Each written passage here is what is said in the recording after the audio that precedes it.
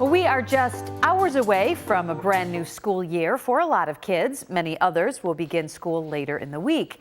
And with students heading back to school, there are some changes this year that both parents and children need to know about.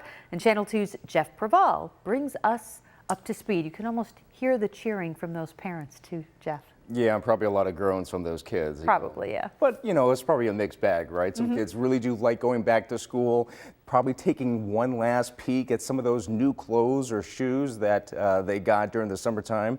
But when the bell rings and students are back in class, there will be some changes this year that will focus on student health and safety.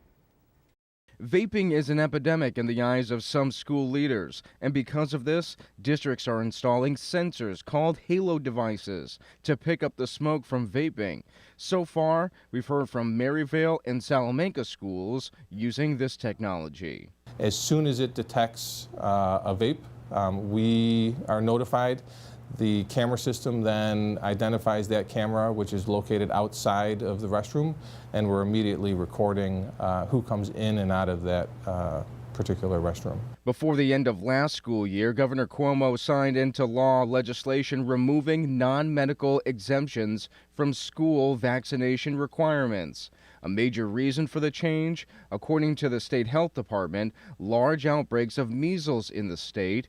Children from pre-K to 12th grade in private, public, and parochial schools, as well as daycares, need to be vaccinated unless a doctor can specify a medical reason why they shouldn't be vaccinated. The deadline for kids to get their shots is 14 days after the first day of school. I think that's a good passage. I think there's enough evidence that has been produced by the medical community to warrant that law. But some are trying to temporarily stop the state law that ended religious exemptions for student vaccinations, claiming the change denies students an education. A federal judge denied that request.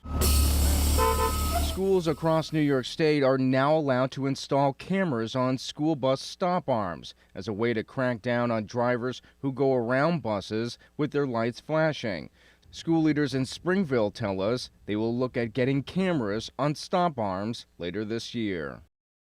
Now, also taking effect within recent weeks, New York's red flag law, which in part allows school administrators to petition a court to have firearms seized from people the courts determine to be a danger. I'm Jeff Preval, Channel 2 News.